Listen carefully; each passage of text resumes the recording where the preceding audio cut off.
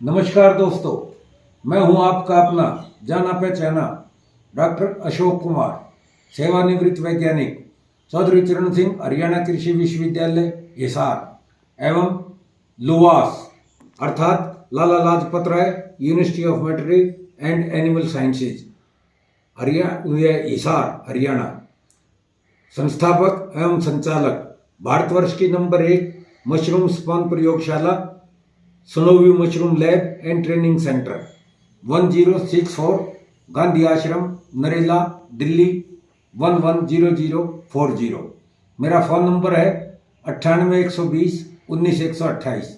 जी हाँ, 9812019128। तो दोस्तों, जैसा कि आप जानते हैं, पिछले काफ़ी दिनों से मैं आपको बीमारियों के बारे में बता रहा हूं कि बटन मशरूम में कौन कौन सी बीमारियां आती हैं। जैसे कि आपको मैंने बताया, जैसे येलो मोल्ड या पीली फफूंद रोग, ड्राई बबल रोग, इंकी कैप रोग अथवा जंगली खुम्बी रोग, उधर ब्राउन ब्लाच रोग या बैक्टीरियल ब्लाच रोग, आपका ऑलिव ग्रीन मोल्ड रोग, वेट बबल तथा फॉल्स ट्रफल आदि और भी काफी सारी बीमारियां मैंने बताई आपको। आपने इनको देखा और लगभग सभी बीमारियों का हमने जहां इलाज बताया। कुछ बीमारियां ऐसी भी हैं जो बचानी है या जिनका बचाव ही उनका इलाज है। तो दोस्तों, आज का जो मेरा आपके लिए जो बहुत अहम टॉपिक है वो है मशरूम फार्म या आपके क्षेत्र में बीमारियां फैलने से कैसे रोकें। तो इसके लिए ये हमारा चैनल है, आप इसे सब्सक्राइब करें और एक दूसरे के पास आप अपना इसको भेजें। चैनल है हमारा @डॉक्टर अशोक कुमार 7966। इसके साथ अगर आप मेरा ये देखना चाह रहे हो और इस टॉपिक को अच्छी तरह समझना चाह रहे हो तो इसमें कुछ संदर्भ वीडियो हैं जो मैंने आपके डाले हुए हैं, जैसे वीडियो नंबर 55 और 56 तथा 116 से 129 नंबर तक। तो दोस्तों, अगर आप इस वीडियो को अच्छी तरह से देखना चाहते हैं और इसके ऊपर काम करके और ये चाहते हैं कि आपके फार्म को जो है अगले साल बीमारियों से कुछ राहत मिले, आपके क्षेत्र में बीमारियां ना फैलें। जैसे अब की बार मेरे को जगह जगह से खबरें आ रही हैं, जैसे खागा क्षेत्र से, यहाँ से, बरेली से, सब तकरीबन हर जगह से, क्योंकि आपके इलाके काफ़ी पुराने होने लग रहे हैं धीरे धीरे, हर साल दर साल आपका बढ़ने लग रहा है और कंटेमिनेशन भी आपके यहाँ बढ़ने लग रहा है, क्योंकि आप लोग पूरे इसको वो जितनी सावधानियां बरतनी चाहिए, मैं तो कहूँगा कि आप उसकी 2% 5% भी सावधानियां नहीं बरतते। तो दोस्तों, एक बात आपको मैं बता दूं, अगर आप सावधानियां नहीं बरतेंगे, पहले से ही बचाव का इंतजाम नहीं करेंगे, तो आप ये मान के चलो कि आपके यहाँ हर साल पहले से दुगनी या तिगनी बीमारियां आएंगी। इसको कोई नहीं रोक सकता। अगर आप ये चाहते हैं कि आपके फार्मों पे बीमारी ना आए और आप इसको एक अच्छी तरह से धंधे को करो, तो आपके लिए जरूरी है कि जो आज टॉपिक मैं आपको बता रहा हूं कि आप अपने फार्म पे या क्षेत्र में बीमारियां फैलने से कैसे रोकेंगे, तो इसके लिए आप जरा ध्यान दें और इस काम को आप भी करें और दूसरों से भी कराएं। तो क्या है, सबसे ज़्यादा जरूरी जो है, वैसे तो बहुत चीज़ें जरूरी हैं, लेकिन सबसे पहले जो जरूरी है वो ये है कि आप अपने फार्म के ऊपर कहीं एक तरफ साइड में वहाँ पे एक अच्छा गड्ढा खोदो और उस गड्ढे में आपकी जितनी भी मशरूम की कटिंग्स हैं जो आप काटते हो, और कटिंग नहीं, जड़ नहीं बच जाती वो, तथा आपके यहाँ फार्म पे कोई बीमारी आती है तो हम उसको कहते हैं, जैसे ट्रफल ही ले लो, तो मैं ट्रफल के बारे में, आप ट्रफल का वीडियो भी देखना, फॉल्स ट्रफल का ये वाला रोग जो है फॉल्स ट्रफल रोग, इसका वीडियो भी मैंने आपको बना के डाल रखा है। अगर उसको भी देखोगे तो उसमें से मैंने बता रखा है कि जहाँ पे आपका बीमारी आ रही है, या आपका वेट बबल रोग है या आपका ड्राई बबल रोग है, तो ये इन रोगों में से क्या है कि वहां से आप उठा रहे हो, जो आप मटेरियल उठा रहे हो जिसमें आपका बीमारी है, तो उस मटेरियल को उठा के बड़े सावधानी पूर्वक वहीं आप उठाओ और उसको किसी लिफाफा वगैरह लो और उस लिफाफे में डाल के और फिर आप उसे बाहर ले जाओ और साथ में बाल्टी रखो, 2 बाल्टियां रखो। जैसे मैंने आपको वेट बबल में या ड्राई बबल के बचाव में आपको बताया था, तो उस तरह से अपने हाथ धो और निकालते रहो। और फॉल्स ट्रफल में मैंने आपको बताया था कि किस तरह से वहाँ से थोड़ा दूर तक में आपको वो निकालना है, कंपोस्ट भी निकालना है, ताकि वो बीमारी फैले नहीं। अब वहीं इसका मुंह बंद करके आप लिफाफे का अपने का जिसमें आपने बीमारी के अवशेष डाले हुए हैं उनको करके और फिर आप वहाँ जाइए और उसको लिफाफा तो निकाल लेना और उसको वहाँ पे उसमें गड्ढे में डाल देना और ऊपर से मिट्टी डाल देना। बहुत से फार्म मैंने ऐसे देखे हैं कि फार्म वाले लेते हैं और वो कटिंग उनकी वहीं पड़ी रहती है। वो 2-4 दिन के बाद उसमें सड़न पैदा होती है, उसमें जो है ना बैक्टीरिया पैदा होते हैं, उसमें फंगस पैदा होती है, उसमें तरह तरह की जो है ना वो होती है। और जब हवा चलती है तो वो हवा के साथ आप देखोगे कि वो हवा के साथ उसके जो बीजाणु हैं, उसके जो कीटाणु हैं, आप जो चाहे समझो कि वो जो है आपके सारे फार्म पे फैलती हैं, आपके पड़ोसी के फार्म पे जाती हैं। पड़ोसी ने अगर वो काम कर रखा है तो जब उधर से हवा आपके फार्म की तरफ आएगी तो उसके बीजाणु, बीमारी के बीजाणु वो आपके फार्म पर आएंगे। आप उसके फार्म पर जाओगे, वो आपके फार्म पर आएगा। साथ ही साथ आपकी लेबर आपसे नहीं मानेगी। लेबर को एक दूसरे के यहाँ जाना और आपस में उन्होंने अपनी मुलाकात रखना, ये एक जरूरी सा फिनोमिना है, सामाजिक उनके ऊपर दायित्व है, सामाजिक प्राणी है मनुष्य। तो एक दूसरे के पास जाए बिना नहीं मानेगा, तो वो भी वहाँ से जाएगा तो अपने पैरों के साथ, अपने जूतों के साथ, अपने उनके कपड़ों के साथ, और वहाँ से भी आपको बीमारी जाएगा। तो दोस्तों वो कहा है ना, एक कहावत है, चोर को क्यों मारे, चोर की माँ को मारे। तो जो बीमारी चल रही है, जो आप उसके बीमारी के अवशेष हैं तथा आपकी जो मशरूम है उसमें भी जो है ना उन बीमारियों का अंश है कुछ ना कुछ। तो उसकी जो कटिंग्स हैं, उसकी जो जड़ें हैं, उनको भी आप खाली वैसे मत डालो। ये मत सोचो कि चलते हैं तो अपना काम किया, पड़ोसी भुगतेगा, ऐसा नहीं है। दोनों हाथों से ताली बजती है। अगर आप उसके बारे में बुरा सोचोगे तो भगवान आपका ही बुरा करेगा। ये मैं आपको इसलिए कह रहा हूं कि आप अपना बचाव करोगे तभी पड़ोसी का बचाव करोगे, या जब पड़ोसी का बचाव करोगे तभी आपका बचाव होगा।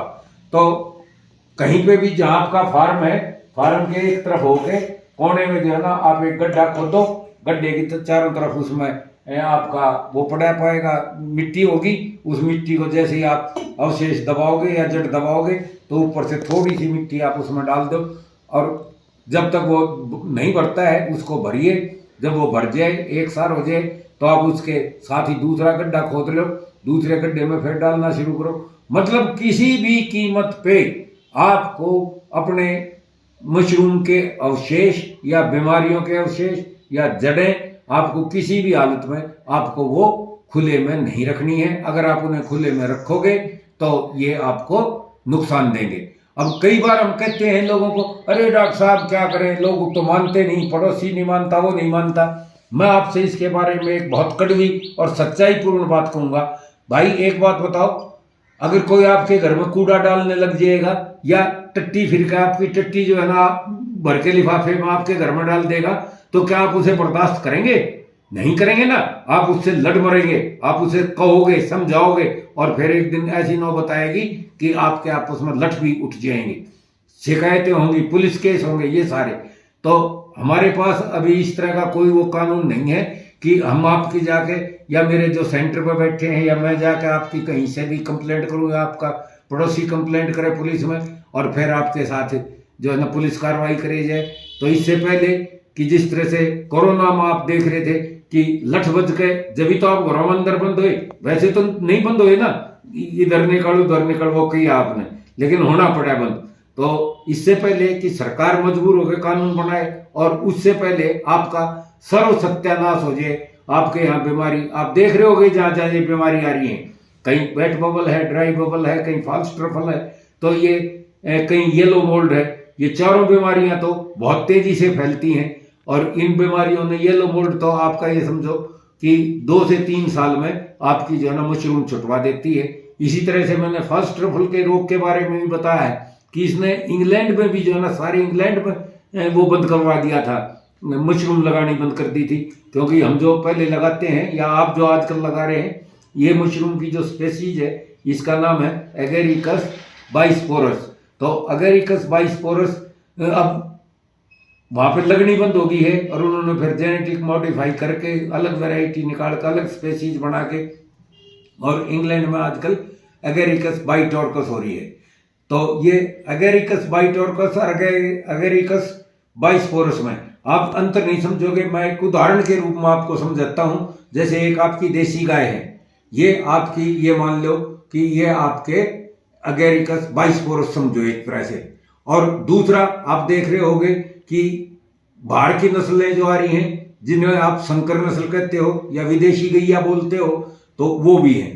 तो वो हमारे यहाँ की नहीं है, लेकिन वो यहाँ पे आप एडजस्ट होने में उनको कितना समय लग रहा है, और फिर भी पूरी तरह से एडजस्ट नहीं हुई है। और उनके दूध के बारे में, उनके और सब चीज़ों के बारे में, उनके बारे में तरह तरह की लोगों में शंकाएं हैं, और उसके बारे में वो सोचते हैं। तो इसी तरह से आप ये सोच लो, एगेरिकस बाइस्पोरस है वो आपकी देसी गैया है, और एगेरिकस बाइटोरकस है वो आपकी विदेशी गैया है।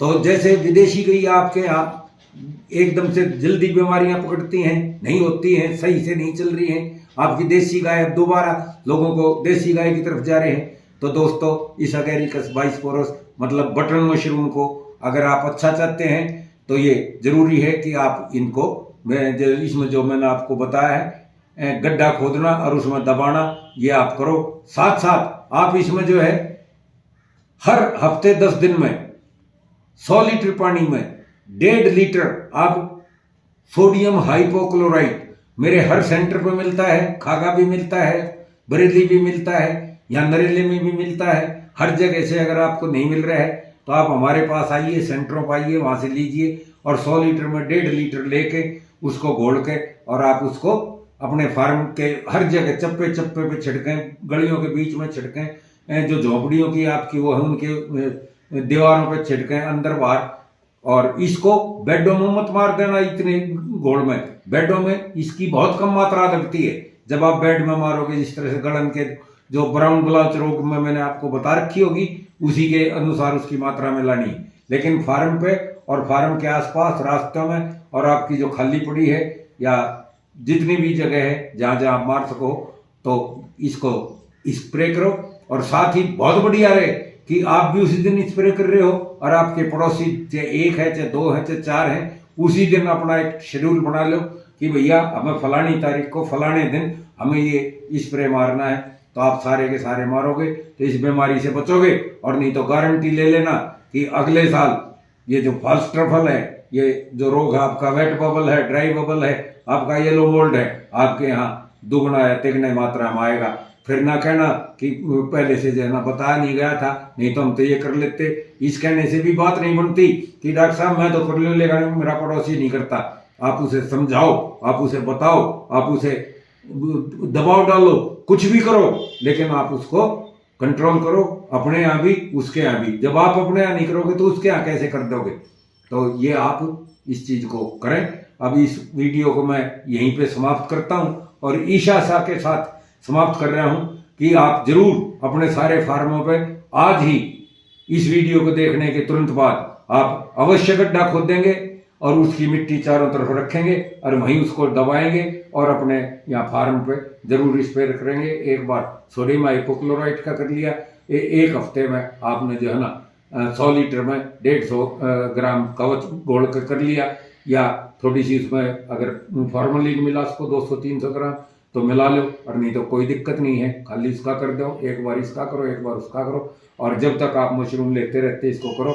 और आखिर में अपने बांस वगैरह भी इसी तरह से, जैसे मैंने बांस बल्लियों का किस तरह से ट्रीटमेंट करना है वहाँ पे ही बता रखा है। तो मैं ये बहुत शिकायतें सुन रहा हूँ, आपको जो है ना मेरे को बड़ा अचंभा हो रहा है, और मैं बड़ा डरा हुआ हूँ आपके इन कारनामों को देख के। और मैं चाहता हूँ कि आप भी इसको सोचें, आप भी डरें, और आप इस काम को करें। और नहीं तो आप ध्यान रखें कि ये मशरूम का जो धंधा आप कर रहे हो, ये आप ज़्यादा दिन नहीं कर सकते। ये ज़्यादा से ज़्यादा आपकी 3 से 5 साल की लाइफ है, उसके बाद बंद हो जाएगा। अब ये आपको सोचना है कि आप मशरूम उत्पादन का धंधा छोड़ना चाहते हैं या करना चाहते हैं। और आपको ये अच्छा लगता है और बुरा लगता है। तो दोस्तों मैं इसी आशा के साथ कि आप मेरे इस वीडियो को अच्छी तरह से देखेंगे, हर एक अपने अड़ोसी पड़ोसी को और अपने जो मशरूम लगाते हैं उनको ज़रूर आप इस वीडियो को सब्सक्राइब करेंगे, उनको शेयर करेंगे और इसको अपने कमेंट देंगे, लाइक करेंगे, आप सब करेंगे और इसके अनुसार काम अवश्य करेंगे और कराएंगे। प्यार से कराओ, दबाव से कराओ, किसी तरह से भी कराओ, समझा के कराओ, लेकिन ये काम आपको और आपके गांव वालों को करना पड़ेगा। नहीं करोगे तो आप बड़ी भारी भूल करोगे, आप अपने पैरों को अपने आप को लाठी मार रहे हो। इसके लिए आप ही जिम्मेदार हैं और कोई जिम्मेदार नहीं है। इस चीज़ से भी बात नहीं बनेगी कि आप किसी दूसरे को छोड़ के मेरे से बीज लेने लग जाओ, मेरे से छोड़ के किसी तीसरे से स्पॉन लेने लग जाओ कि शायद इसके भी नहीं आएगी। हो सकता है हमारा स्पॉन बढ़िया है, लेकिन ये जरूरी नहीं है कि हमारा स्पॉन भी इस चीज़ को ना पकड़े। धीरे धीरे वो भी इससे ग्रसित हो जाएगा और आप स्पॉन बदलना मतलब एक तरह से खत्म बदलने वाली बात है। तो इस तरह से ना करें, आप इसकी जो बताई है उसको करें। मैं आपको बार बार इस वीडियो में बता रहा हूँ, जितना जोर देकर बता रहा हूँ आप समझ सकते हो कि कितना जरूरी है। तो दोस्तों इस वीडियो को अब यहीं समाप्त करते हैं। नमस्कार, टाटा, बाय बाय, धन्यवाद।